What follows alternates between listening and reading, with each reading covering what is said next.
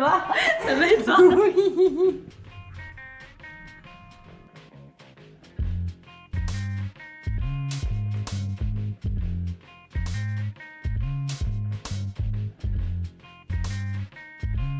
C'est 2 dessins d'un de mes meilleurs potes qui a fait l'école du Louvre. Ouais. Qui s'appelle Guillaume, que j'ai accroché dans absolument tous mes apparts.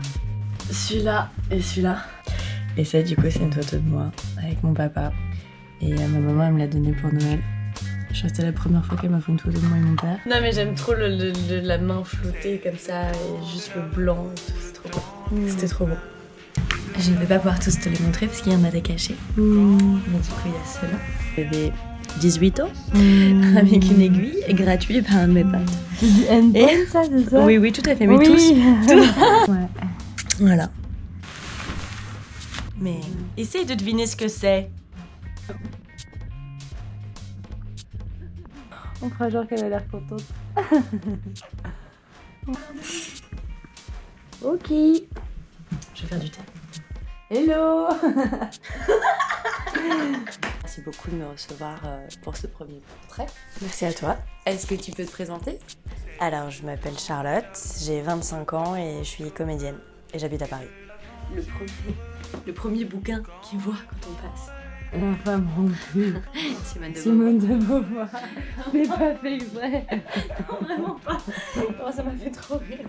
Je me suis jamais dit, moi en tant que femme, je suis comme ça. Ou alors le moment où je me le suis dit, c'est quand j'ai commencé à réaliser qu'on vivait dans une société patriarcale. Et c'est venu assez tôt finalement. Et il y a eu un peu une réalisation de ça. Qu'est-ce que c'est que la féminité ? Aujourd'hui, la féminité, l'image que j'en ai moi aujourd'hui, c'est quelque chose de très très construit et très genré par la société. Et du coup, c'est aujourd'hui, moi, femme de 25 ans, ma féminité, je suis en train de la déconstruire. Évidemment, quand t'es petite et adolescente, t'es influencée par tes copines, par l'école, par le collège, par le lycée. Et c'est très très dur de penser par soi-même vraiment. Et est-ce qu'il faut le faire? Je suis pas sûre en plus. Ma féminité aujourd'hui, c'est quelque chose d'assez ambivalent dans le sens où je suis en train de déconstruire des choses qu'on m'a apprises. J'ai la liberté, moi, à l'intérieur de ça, de choisir ou pas. Je pense que mon éveil féministe a été... J'étais à la fac et j'avais des cours d'histoire du genre. La théorie a pris le pas sur la pratique, entre guillemets. Et en fait, c'est juste que j'avais une personne en face de moi, c'était une femme en plus, et qui mettait des mots extrêmement clairs et qui mettait des études faites sur ce que je pensais depuis longtemps mais que j'arrivais pas à formuler. C'est cool qui est derrière. Je peux bien voir. Merci. Et du coup, c'est un truc physique qui se passait à l'intérieur de moi.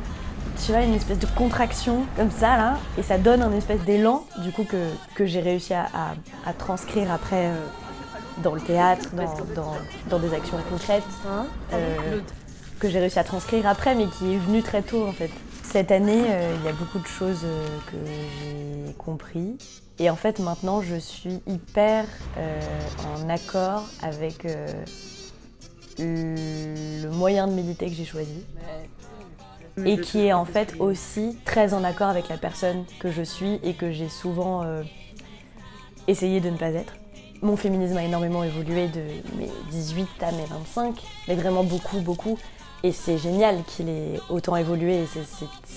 De toute façon, c'est génial. Enfin, quand je regarde en me disant mais j'étais conne de penser ça à 18 ans. Enfin, je suis devenue beaucoup plus tolérante, je pense aussi, mais ça devait passer par une étape de non-tolérance envers plein de choses et ça devait passer par là de toute façon, je pense, et c'est très bien parce qu'il y a un cheminement et que c'est normal. J'ai accepté d'être en colère et que ce soit une forme, enfin que ce soit ma manière que j'ai choisi de méditer. La colère fait partie de moi de toute façon dans la construction que j'ai eue de mon enfance, de ma construction en tant que femme aussi du coup, et j'accepte ça en fait. J'accepte vraiment ça aujourd'hui et je suis hyper en paix avec ça.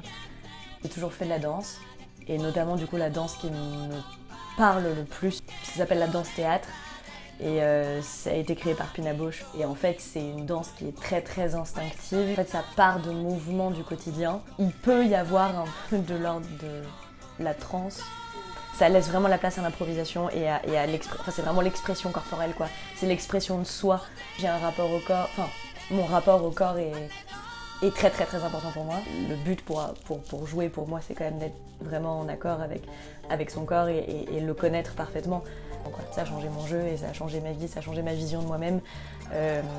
Juste, c'est ça, en fait, tu prends conscience de ton corps. Et pour le coup, dans la guérison dont tu parlais, c'est drôle parce que c'est plus Enfin, ça a été un ensemble avec le théâtre.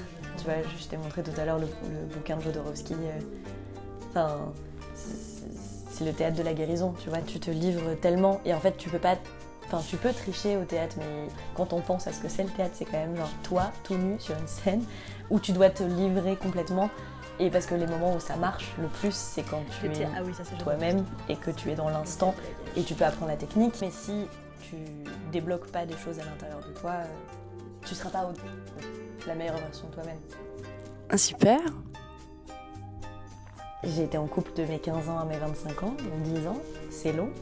Et surtout que j'ai toujours enchaîné des relations, enfin elles se sont toutes suivies, ce qui est assez symptomatique, ce que j'ai compris cette année.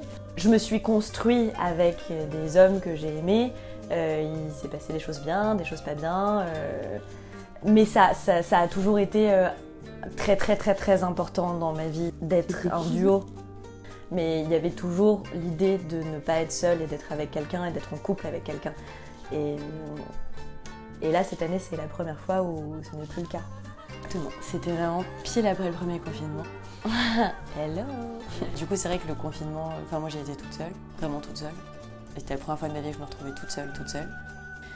Donc ça a été aussi une expérience, quoi.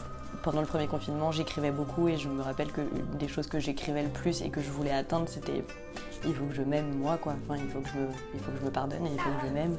Je pense que, enfin, de manière très concrète, j'ai parlé de choses que je suis pas prête à dire maintenant, mais des choses que je savais et que j'ai redécouvert. Et déjà ça, c'est énorme. Et après, au-delà de ça, c'est la première fois où du coup, où j'ai vraiment pris le temps de penser à moi et de m'intéresser vraiment à moi et d'aller chercher, découvrir des choses de soi qu'on connaissait pas. Je sais pas, c'est une rencontre formidable aussi, tu vois. Et ça, c'est assez inédit pour le coup. Et de vouloir accepter des choses et de travailler tout le temps pour et d'avoir le focus uniquement là-dessus et de prendre le temps de faire ça.